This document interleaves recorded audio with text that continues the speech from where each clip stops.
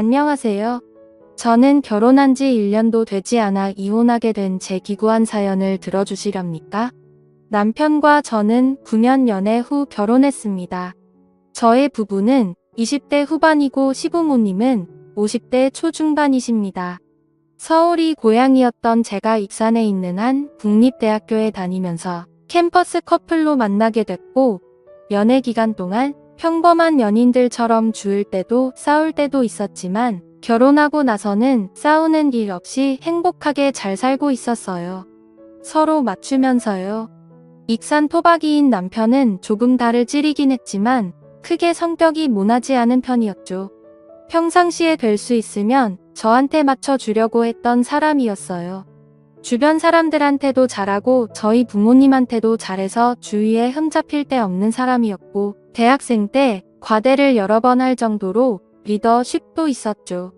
경제권도 저한테 다 넘기고 월급 받으면 꼬박꼬박 저한테 다 보내주고 용돈 받아서 썼고요. 그러던 어느 날 시댁으로부터 충격적인 이야기를 들었습니다. 시아버님이 3억 원에 가까운 거에게 빚을 졌다는 거요. 빚은 도박 때문에 지게 되었고 개인 은행카드론의 사채까지 다양한 곳에서 빚을 지셨다군요. 결혼할 당시 제가 알고 있던 빚은 살고 계시던 집담보대출 1억 8천 정도 뿐이었습니다.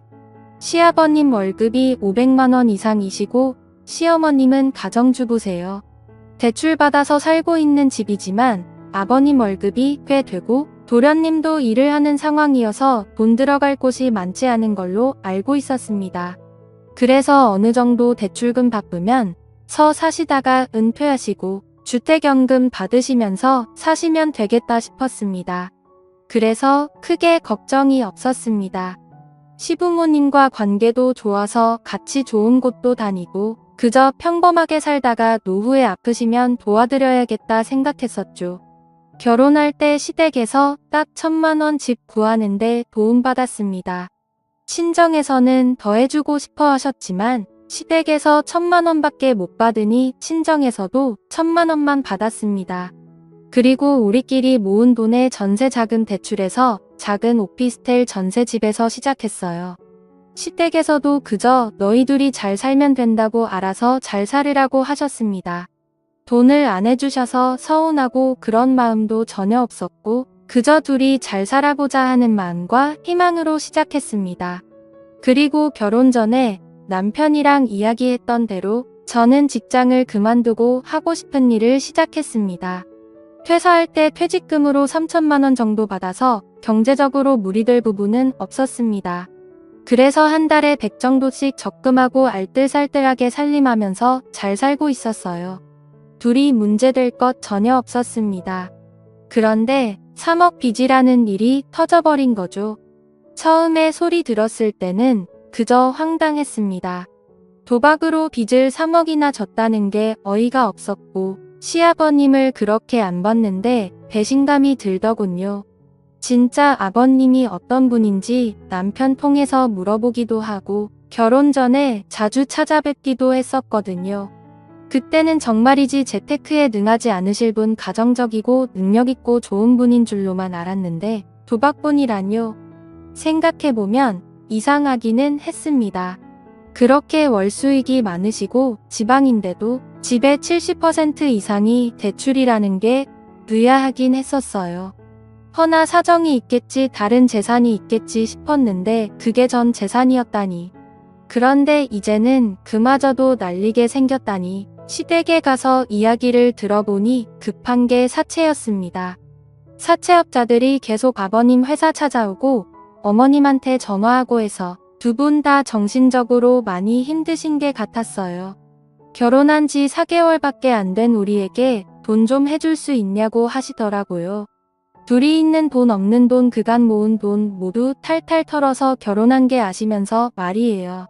얼마나 급하면 그러실까 싶고 일단 급하게 갚아야만 될 것 같아서 900만 원 해드렸습니다. 남편이 저랑 동갑이라 늦게 취업했고 결혼 준비 기간 동안 월급 받은 것까지 다 털어서 결혼 준비해서 남편은 모은 돈이 하나도 없었어요. 그래서 제 퇴직금 일부 들여서 사채 기질 해결했습니다. 그리고 아버님이 회사 돈도 건드리셨다고요. 2,500만 원 정도를 말이에요. 한마디로 공금행정을 하신 거죠.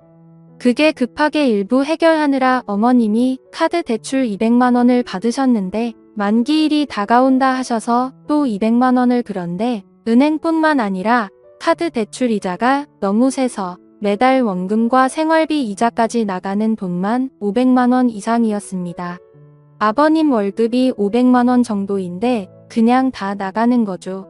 사면서 받은 대출도 원금이랑 매달 나가는 돈이 커서 집 팔고 회생이나 파산을 하자고 아버님 말씀드리니 아가야 시애비 무시하냐. 나 아직 그렇게까지 인생 막장 아니다. 집은 있어야 된다. 라고 하시면서 거부하셨습니다. 그리고 한 달 정도 뒤에 회사 돈 건드린 게 남은 2,300만 원을 메꿔야 했습니다. 근데 돈이 없는데 어떻게 그걸 메꾸겠어요. 결국에 어머님이 또 카드 대출을 받아서 해결했습니다. 처음에는 공금의 명으로 감옥을 가던 말던 알아서 하라고 하시다가 그래도 회사는 다니게 해줘야 하지 않겠냐 해서 어머님이 카드 대출을 받으신 거라 했어요. 그리고 또 한 달 뒤에 도저히 안 되겠는지 아버님이 회생을 알아보시더군요. 이게 아버님 회사 회장님 귀에까지 들어가도였고 회사 돈 손댔던 사실도 도 회장님이 알게 되면서 회사에서 잘렸습니다. 회생을 해도 6천만 원 정도는 알아서 갚으셔야 된다 하시대요. 그렇게 직장에서 잘린 이후에도 정신을 못 차리시고 매일 어디를 다니시는지 매일 밤 담배 냄새에 찌들어서 돌아오셨고 어머님이도 대체 당신 어디 다녀왔냐 따져 물으시면 생활비가 필요해서 돈을 좀 벌려고 다니고 있다고 하시면서 되려 숨막히게 하지 말라며 어머님께 화를 내고 집을 뒤집어 놓으셨습니다. 그 돈은 어찌 갚으시려고 하시는 건지 답답하더라고요. 그 후 어머님은 결국 집을 파셨고 집 사면서 은행에서 받은 대출금 갚고 나니 수중에 몇천만 원만 남더라고요. 아버님이 은명했던 회사 공금 갚느라 어머님이 받았던 대출을 그 돈으로 해결하고 할머니한테 빌린 돈도 있어서 1,000만 원 갚고 복비 이사비까지 지출하고 나니까 결국에 남은 돈이 1,000만 원 정도였습니다. 아버님은 언제부턴가 집에 들어오지 않는 날이 들어오시는 날보다 많아지셨고 어느 순간부터 집에 들어오지 않으셨습니다. 어머님은 아버님 생각만 하면 지긋지긋하다고 집에 오면 바로 이혼 도장 찍으라고 할 거라고 이혼 서류까지 준비해 두시고는 칼을 가셨습니다. 그렇게 집을 팔고 도련님이 얻은 저렴한 빌라에서 도련님이 벌어오는 돈으로 어머님과 도련님 둘이서 생활하기 시작했습니다. 처음에는 같이 으쌰으쌰 해결해 나가려고 자식들이 아버님께 연락해서 계속 어디시냐고 물어도 보고 싸워도 보고 했는데 고집이 있으셔서 마음대로 하시고 도대체 뭘 하시는지 어떻게 생활하시는지 상황 돌아가는 것도 이야기 안 해주셔서 포기했습니다. 그냥 열심히 일해서 돈 벌고 있다고만 하셨어요. 이렇게 해서 어찌어찌 아버님 포기하고 도련님, 어머님만 산다고 해도 앞으로가 걱정이었습니다. 도련님도 돈 모아서 결혼해야 되는데 솔직히 상황이 이 정도면 어머님도 진작 뛰쳐나가서 일을 하셔야 하는 게 아닌가요? 자꾸 비가 오면 온몸이 뻐근하고 날이 좋아도 몸이 안 좋다고 하시면서 본인 하시고 싶은 일자리를 고르고 계시더군요. 제 생각에는 그런 거 따질 때가 아닌데 말이에요. 평상시에 요가 계속하셔서 요가 강사 자격증까지 있으시고 등산도 자주 하시고 봉사활동 같은 것도 다니셨어요. 그런 체력이면 일 못할 상태는 아니지 않나요? 저의 부부가 좀 도와드릴 수도 있지 않았냐 하실 수도 있는데 저는 결혼한 지 1년도 안 돼서 1,100만 원 해드린 상태라 더 해드리고 싶지도 않고 해드릴 수도 없는 상태였어요. 저의 부모님한테 죄송하고 아이 계획도 있어서 신혼집도 빌라로 옮길 생각이라서 돈을 보태야 했거든요. 부모님한테도 보태드린 돈 시부모님한테 더 해드리고 싶지 않았습니다. 남편도 그 부분에 동의했었고 미안해했습니다. 그리고 저의 부모님은 나중에 노후 대비해서 계속 직장 다니고 계세요. 아빠는 일하면서 무거운 물건들을 드는 경우들이 많아서 뒤에서 보면 한쪽 어깨가 틀어졌어요. 어깨에서 쾌 가서 팔도 아프시고 그래도 일하고 계세요.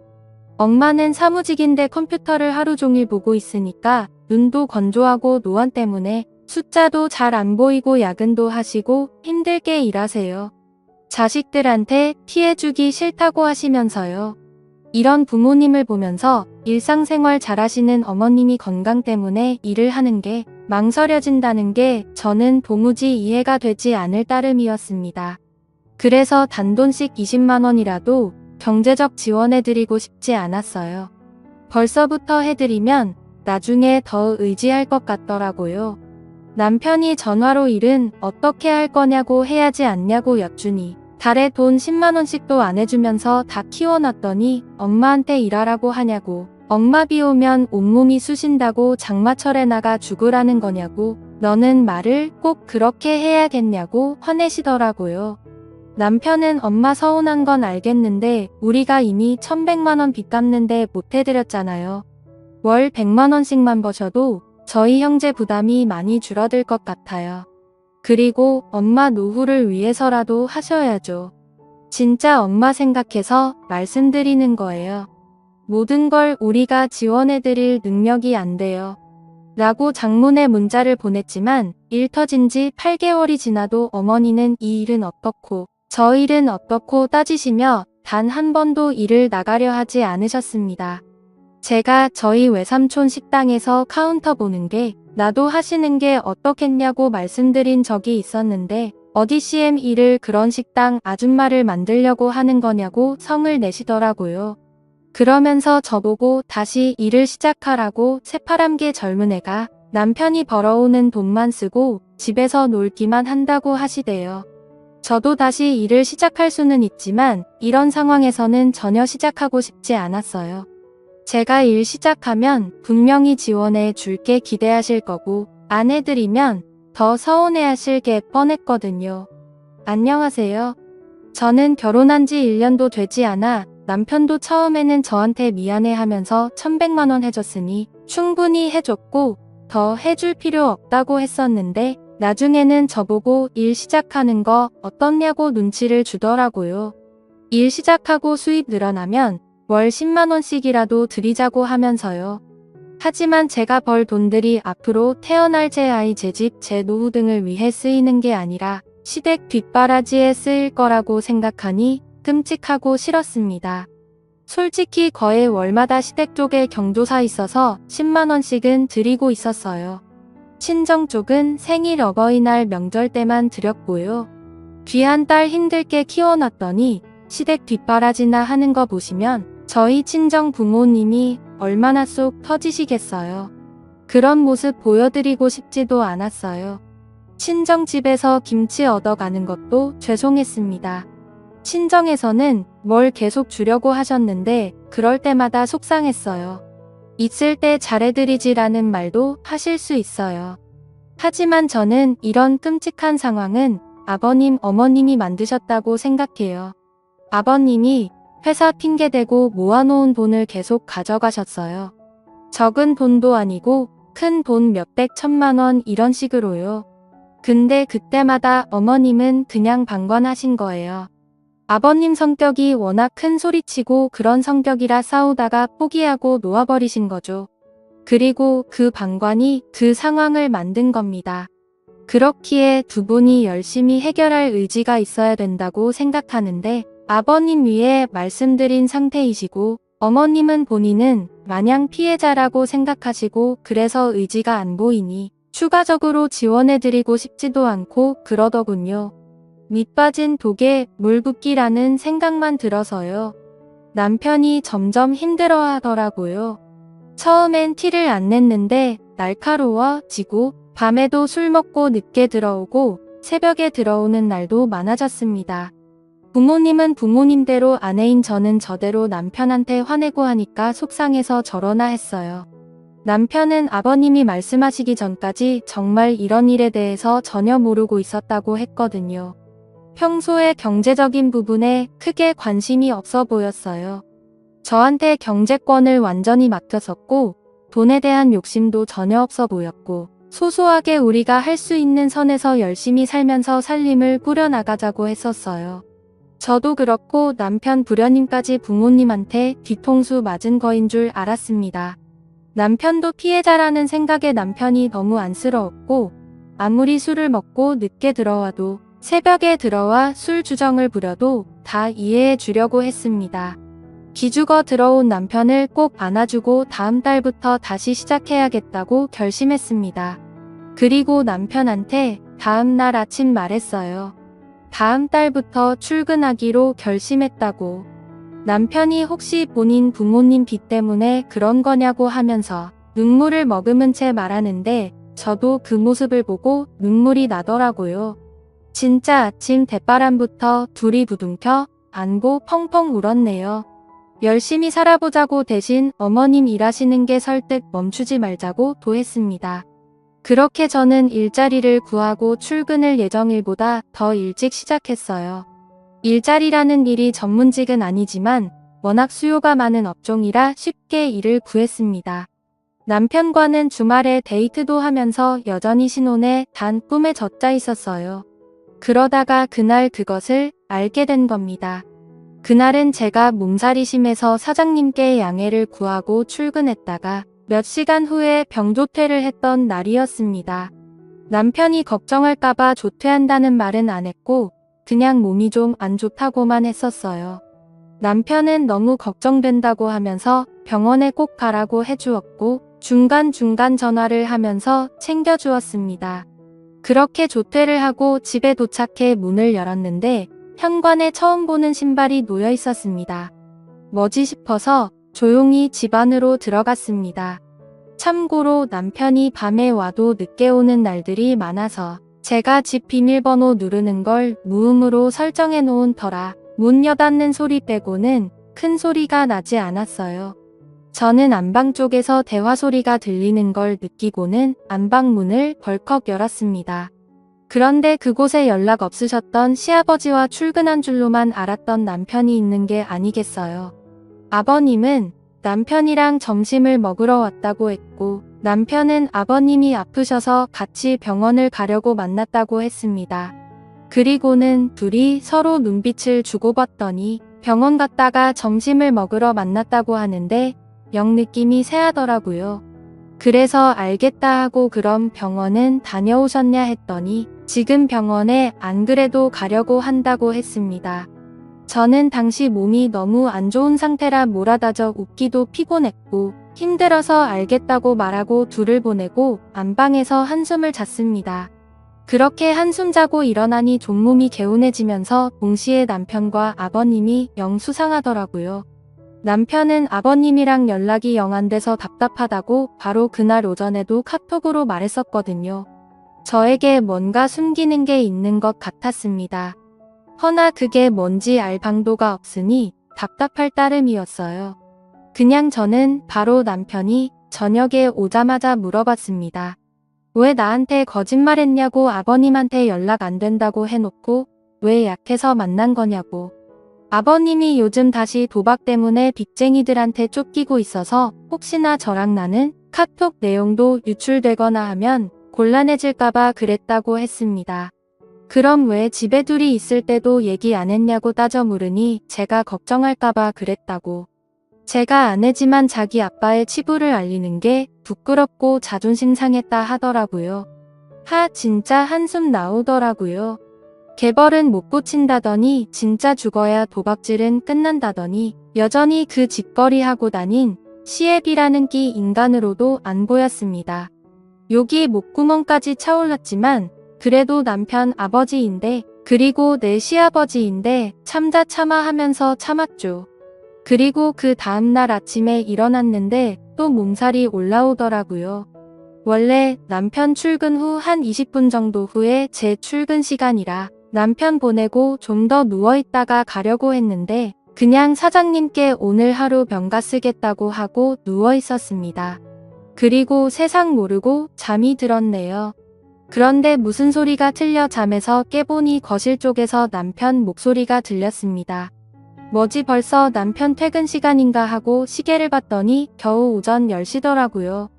뭐지 싶어 안방에서 숨죽이고 남편의 통화 내용을 듣는데 뭐라 잘 들리진 않았지만 대충 오늘은 좀 일찍 갈 수 있습니다. 거기서 뵐게요. 오늘은 좀 늦게까지 가능합니다. 뭐 이런 말들이 틀렸어요. 저는 뭔가 남편이 나를 속이고 있구나 싶었습니다. 그러다가 남편의 목소리가 제가 있는 안방 쪽으로 가까워지는 걸 느꼈고 저는 안방 옷장 속에 몸을 구겨 넣었습니다. 남편은 안방에 들어와서도 한동안 통화를 하는데 여간 이상한 게 아니었어요. 오늘은 어제 잃은 걸 다 만회할 거라느니 오늘 성과급이 나와서 주머니가 빵빵하다느니 이런 말들을 하는 겁니다. 저는 촉이 오더군요. 남편이 나가는 소리를 듣자마자 저는 옷을 대충 갈아입고 모자를 눌려 쓴 채 남편의 뒤를 따랐습니다. 2층 오피스텔이라 계단으로 급하게 따라 엘리베이터를 따라 내려가니 남편이 급하게 걸어서 어디론가를 가더라고요. 저도 따라갔습니다. 그런데 골목길에 들어서자 저희 시아버지가 남편 앞에서 손을 흔들고 계셨습니다. 저는 뭐지 이 부자가 도대체 뭘 하려는 거야. 설마 하면서 몰래 뒤따라갔습니다. 다행히 저인 걸 눈치 못 챈 것 같았고 둘은 뭐가 그렇게 신났는지 열심히 한 5분을 걷더니만 집 근처에 있는 한 모텔로 들어갔습니다. 저는 부자가 모텔 한 방에서 도대체 뭐 하려는 건가 너무 이상해서 급하게 들어갔는데 사라지고 없더군요. 그래서 제가 그럼 혹시 장기 투숙액은 없냐 했더니 있지만 고객 보안상 절대 말씀 못 드린다고 나가라고만 했습니다. 저는 어쩌지 발만 동동 구르다가 방 하나 대시를 하겠다고 하고 결제를 하고 제 방으로 들어갔습니다. 그리고 복도로 나가 남편에게 전화를 걸었어요. 혹시나 방 안에서 전화벨 소리가 들리진 않을까 신라 같은 희망을 품고요. 그런데 정말 가까운 복도 쪽에서 전화벨 소리가 들렸습니다. 저는 뭐지 하고 급하게 제 방으로 들어가 살짝 문을 열고 복도를 살피더니 제 남편이라는 놈이 복도 벽에 기대서 제 전화를 받는 게 아니겠어요. 저는 떨리는 목소리로 작게 여보 지금 어디야? 라고 물었고 제 남편은 아주 천연덕스럽게 어디긴 일하고 있지 거래처 왔어라고 하더군요. 오늘 일찍 와같이 저녁 먹고 싶어라고 하자 어쩌지 거래처 부장님이 오늘 술 한잔 하자고 하시네. 우리 회사 가을이라서 어쩔 수가 없을 게 같아 이해해줘 하면서 애교 섞인 목소리로 말하더니만 여보 미안해 나 지금 끊어야 돼서 또 연락할게 하더니 전화를 뚝 끊더라. 저는 문틈 사이로 남편이 들어가는 방향을 캐치한 후 바로 나와서 그 방 문을 미친 듯이 두드렸습니다. 그랬더니 한참 뒤 남편이 아니라 우락부락한 목부터 팔까지 문신이 도배된 남자 한 명이 문을 열더니만 짜증스러운 목소리로 누구냐고 묻더군요. 저는 바로 그 방 안을 스캔했습니다. 그 방 안에는 담배 냄새가 너무 자욱해서 선명하게 보이지 않았지만 초록색 테이블이 하나 놓여져 있었고 거기에 여러 명의 사람들이 카드 같은 것을 가지고 게임을 하는 듯 했어요. 제가 거기에 서서 한참을 멍때리 저를 발견한 남편과 시아버지라는 작자가 그 테이블 아래에 급하게 숨더군요. 진짜 그 모습을 혼자 보는 게 아까울 정도로 어이없고 웃겼습니다. 웃으면 안 되는 진짜 심각하고 화나는 상황이었는데 웃음이 나오대요. 저는 죄송합니다. 잘못 왔습니다라고 말한 후 바로 제 방으로 급하게 들어와 경찰에 신고를 했고 경찰은 바로 그 모텔 방을 급습해서 제 남편과 시아버지를 비롯해서 일당들을 검거했습니다. 그리고 경찰서에서 알게 된 사실이 남편은 시아버지의 도박을 모른 게 아니라 함께 해왔었고 그간 도박 빚은 시아버지 혼자의 빚이 아니라 함께 빚은 거였던 겁니다.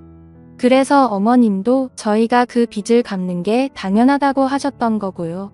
저는 사기 결혼으로 고소하려 했지만 변호사는 그저 이혼 소송과 위자료 청구 소송 정도만 가능하다고 하셨고 긴 소송 끝에 결국 잦은 위자료 몇천만 원을 받게 된 게 전부입니다. 아무것도 남지 않은 제 1년 동안의 결혼 생활 찢어지고 찢긴 가슴은 1년이 지나도 10년이 지나도 나아지질 않을 것 같습니다. 가족 사기단에 속은 제 이야기 제가 생각해도 소설 같고 드라마 같네요. 제 암담한 사연을 들어주셔서 감사합니다.